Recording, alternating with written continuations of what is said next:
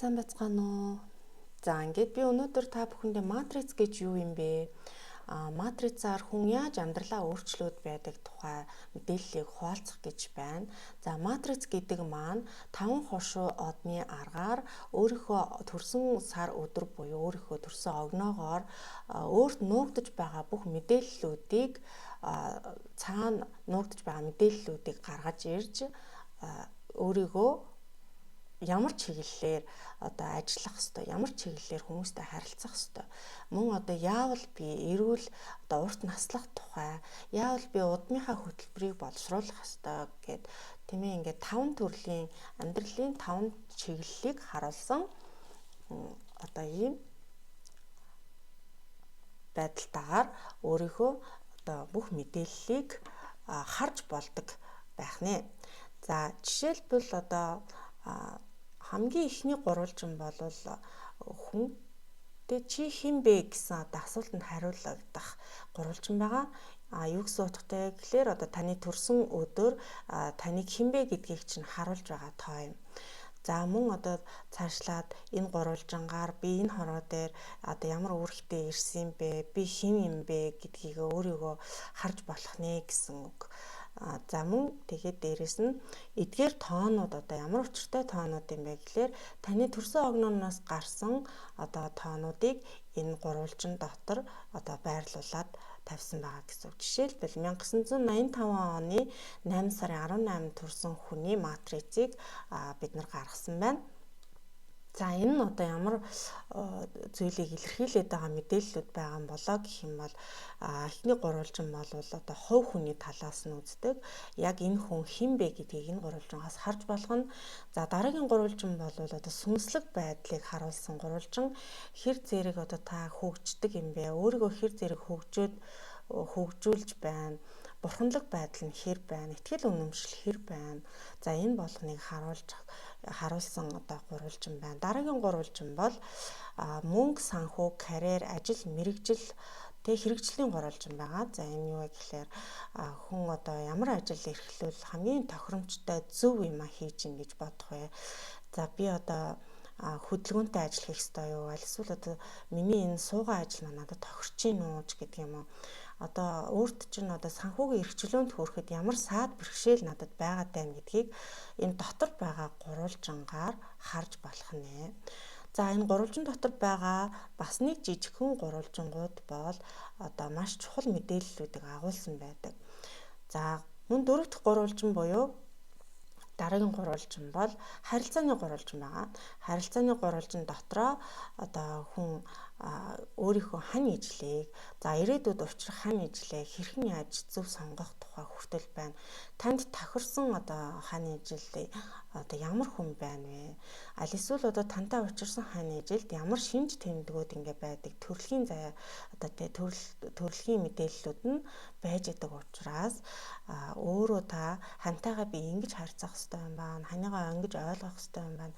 Би ийм алдаагаа ингэж засах хэрэгтэй юм байна гэдэг мэдээллүүд нь байж идэг.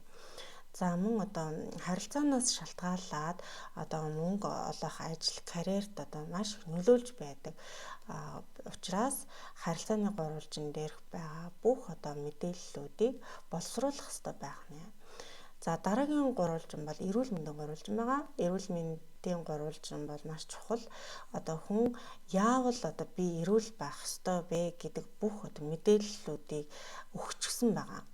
За та жишээлбэл тань тохирсон спорт байна. Спортод ийм спорт гэдэг хүртэл мэдээлэл гараад ирсэн байдаг. Хүнд спорт байна, хөнгөн спорт байна. Мөн би удам угсаатай хамаатан садантайгаа маш их ойр дотнд байх ёстой юм байна. Тэгж байх юм бол миний бүх энерги сайхан сэргэж би байнга эрүүл байх ёстой юм байна гэдэг гэх мэт жишээ тайлбарлахад бол энэ тоонуудын ард байнга таны өөрийн чинь тухайн мэдээллүүд нуугдсан байдаг учраас эдгээр мэдээллүүдийг хараад би юугээ засаад ямар амжилтанд хүрээд яаж урт удаан өвдөхгүйгээр урт наслаад мөн харилцаан дээр яаж анхаарах вэ гэдэг бүх мэдээллүүдийг гаргаад ирэх боломж байдаг гэсэн үг.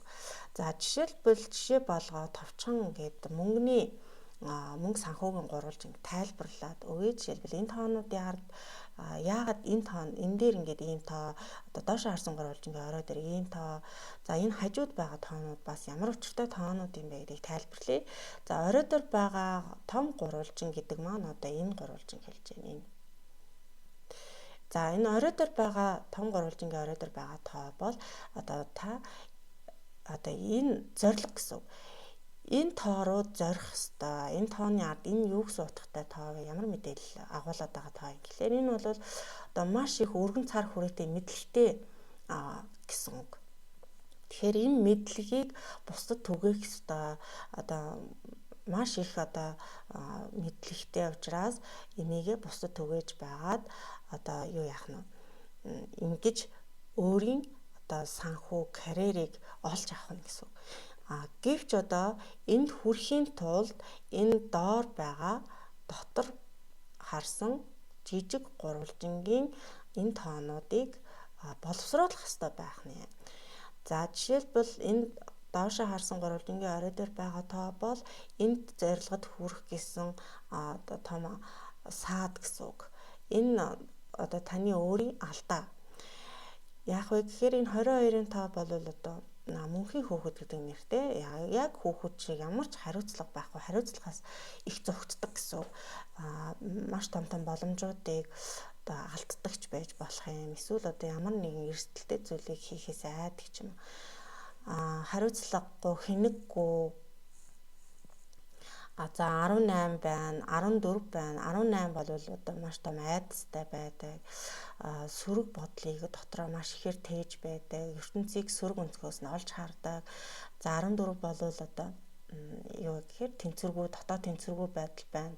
Маш олон зүйлийг зэрэг одоо бодож олон ажлыг зэрэглээд альжгүй хоцордог. Энээсээ болоод ерөөсөө ингээд өөрийнхөө зорж байгаа зүйл рүүгээ очиж чаддаггүй гэсэн. За одоо энэ 5-ын тоо чинь жишээлбэл одоо багшлах байж болно. Эсвэл одоо санхүүгийн мэрэгчлээ хүн байж болох нь байна.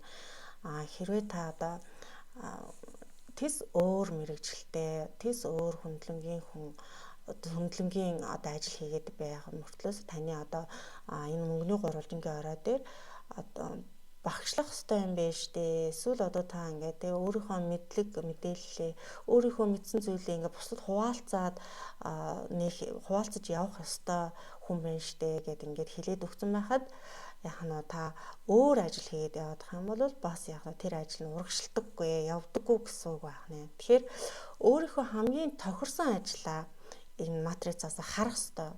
Ямар бизнес хийдэг юм, ямар чиглэлийн бизнес хийдэг юм ч гэдэг юм уу. Эсвэл надад бизнес хийх тохиромжтой байна уу гэдэг.